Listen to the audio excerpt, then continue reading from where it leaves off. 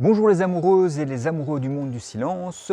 Je vous retrouve encore une fois pour vous parler du matériel de chez Retra, toujours avec leur fameux flash ici Retra Pro ou similaire le Retra Prime. Simplement la différence c'est que le Retra Pro a une puissance d'éclairage d'un peu plus important. Ici c'est 100 watts seconde, ici pour le Pro c'est 150 watts seconde, 100 watts seconde pour le Prime et une lampe pilote qui est un petit peu plus puissante pour la Pro que pour la Prime, ce qui n'a pas beaucoup d'influence en général. La chaîne Plongée Photo vous aide à réaliser de belles images sous-marines. Abonnez-vous, sélectionnez la cloche pour recevoir les nouvelles vidéos. Partagez et lâchez un pouce de schtroumpf pour flatter l'algorithme de Google et m'aider à mieux faire connaître cette chaîne. Merci à vous les amoureuses et les amoureux du monde du silence. Alors, aujourd'hui, puisque je vous avais dit que l'inconvénient d'avoir le Pro par rapport au Prime, c'est que vu qu'il est plus puissant, on a une autonomie en nombre de flashs à puissance maximum qui est moindre et un temps de recyclage peut arriver à pleine puissance qui est plus important également. Pour répondre à cela, Retra a développé ce qu'ils appellent le superchargeur. Qu'est-ce que le superchargeur? Alors, je l'ai commandé, c'est ce que l'on voit ici, d'accord? La petite boîte, superchargeur. Ça fait évidemment, ça fait bien, superchargeur. Eh bien, c'est tout simplement une extension de batterie que l'on va pouvoir venir mettre ici. C'est sorti, je pense, fin octobre, début novembre 2020. Nous sommes en février 2021. Je n'ai pas eu l'occasion de le tester ou de vous le présenter auparavant. On va combler ce manque tout de suite. Déjà, quand il vous l'envoie, c'est super bien emballé, c'est bien protégé. Il vous donne une petite photo ici, d'accord, une photo de Alex Mustard, pour ceux qui connaissent. Donc c'est un photographe, c'est un biologiste, plongeur, photographe anglais. Et il a aidé au développement du flash Retra. Quand il vous l'envoie, donc c'est non seulement bien empaqueté, et il vous envoie, comme pour le flash, ça je ne l'avais pas dit, pour le flash, mais quand il vous envoie le flash, il vous envoie un jeu d'O-ring du compartiment batterie en supplément. Ici, c'est donc le superchargeur, donc ce compartiment de batterie supplémentaire, quand je vous le disais, qui nous est fourni avec un jeu d'O-ring supplémentaire et de la graisse silicone. Donc ça, ils le font également, vous le recevez également lorsque vous achetez le flash. Donc ici, on va regarder, même principe. Toujours, ça se dévisse très facilement. Il n'y a pas de risque de joint qui se tord ou autre, comme ça m'est déjà arrivé sur les... oui, ça arrive régulièrement sur les flashs de chez Inon. Voilà, un petit papier qui ne sert à rien, enfin si ce n'est pour protéger l'aluminium ici. Et donc, une fois que ça c'est fait, voilà, on peut retirer ici. Et donc toujours double joint à la fermeture et double joint pour la partie qui va venir s'enficher dans le flash. Donc je vais enlever le capuchon, la fermeture du flash. J'ai donc mes 4 batteries qui sont ici. Je vais venir mettre l'extension de batterie. Voilà. Elle est simplement emboîtée. On va se dire oui mais ça ne tient pas, ça risque pas d'avoir un problème. Non, parce que ici on va pouvoir remettre le capuchon avec cette longue tige et le pas de vis qui reproduit le pas de vis qui était ici et qui fermait le compartiment à batterie.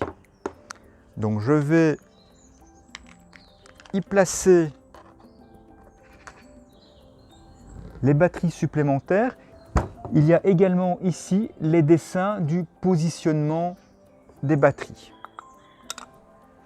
Elles sont tête bêche, plus, moins, plus, moins. Voilà.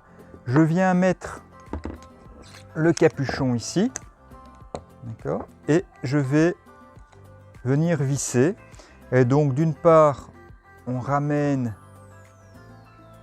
le capuchon sur les deux joints et on solidarise. On peut voir ici qu'il y avait un petit jeu entre le flash et l'extension. Ce jeu a complètement disparu et c'est maintenant parfaitement fixé. Donc en faisant ceci, on double la capacité des batteries, c'est-à-dire que non seulement on va pouvoir faire 2 fois plus de photos à pleine puissance, et en même temps on va diminuer par 2 les temps de recyclage. Donc je me mets ici à pleine puissance, je suis sur le test, il se charge, il dit qu'il est prêt et paf, pleine puissance, 1, 2, voilà, presque 3, je reflash, voilà, 1 seconde, 2 secondes, 3 secondes, en 3 secondes c'est fait. 8e de puissance, hop, voilà, quasi instantané, une petite demi-seconde. Alors j'ai eu des personnes qui m'ont demandé, suite à l'article de présentation du flash, est-ce que par exemple je pars toute la journée faire 2 ou 3 plongées, est-ce que les flashs ici, enfin les batteries, la simple batterie est suffisante sans devoir changer les batteries entre les plongées? À ça, c'est difficile de répondre, ça dépend, je veux dire, de la puissance des flashs que l'on va utiliser. Donc ceci répond sans doute partiellement à cette crainte d'augmenter l'autonomie. Personnellement, si je vois que ça devient orange, rouge au fur et à mesure des plongées, je changerai de toute façon de batterie. L'autre option, c'est de dire oui, mais si l'autonomie et le nombre de flashs est important, eh bien on peut augmenter la sensibilité, faire donc sans vouloir jouer sur la vitesse ou le diaphragme pour laisser rentrer plus de lumière, surtout que la vitesse pour les flashs ne joue pas du tout, mais ouvrir plus le diaphragme et donc avoir moins de profondeur de champ. Vu que, admettons qu'on est en macro et qu'on a besoin de profondeur de champ, eh bien je dis simplement augmenter la sensibilité. Si vous êtes normalement à 100 ISO, le fait de passer à 200 ISO, vous allez pouvoir faire 2 fois plus de photos. Toute autre chose égale par ailleurs. Si vous passez de 100 ISO à 400 ISO, ce que la plupart des appareils aujourd'hui font très bien et on ne voit pas apparaître un grain dégueulasse ou horrible qui se rendrait la photo inutilisable, vous multipliez par 4 le nombre de photos que vous pouvez faire dans les mêmes conditions. Donc rajouter ceci, je dirais que c'est bien, surtout pour le temps de recyclage. Pour l'autonomie, on a le paramètre de la sensibilité, le nombre d'ISO de l'appareil photo. Évidemment, ça joue aussi pour le recyclage, puisque si on augmente les ISO, on doit mettre moins de puissance et le flash se recycle plus vite si il a une puissance plus faible. Hein, on a vu qu'on a cette quasi instantané pour le 8e de puissance. Je remets uniquement les 4 batteries sans le superchargeur. Je mets en test. Si je le mets à pleine puissance, on va pouvoir faire le test. 1 seconde, 2 secondes, 3 secondes, 4 secondes, 5 secondes, voilà, presque 6 secondes. Donc on voit vraiment que c'est beaucoup plus rapide, donc ça divise par 2 le temps de recyclage. On va juste remettre le superchargeur. Donc vous avez vu là tout de suite que d'une part, ça met plus de temps à recharger qu'au niveau du test de la batterie, des batteries, on était avec une couleur jaune, on n'est pas encore dans le rouge, mais on n'est plus dans le vert. Lorsque je rajoute les batteries, évidemment la tension augmente, donc on a, voilà, batterie test, il s'allume et il redevient en vert. Forcément, on passe au-dessus puisqu'on a rajouté la tension de ceux-ci. On refait le test ici, pleine puissance. Voilà, il est prêt pour le test.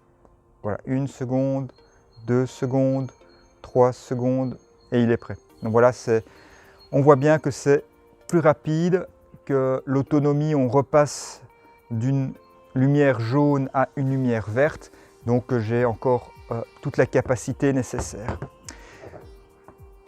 Un autre détail bien sympathique, c'est la protection qui fonctionnait pour le superchargeur et le bouchon du flash du compartiment batterie du flash, eh bien ça fonctionne bien et je peux visser le capuchon ici et donc comme ça il est bien protégé, les joints ne s'abîment pas, ils ne s'encrassent pas, ils sont protégés.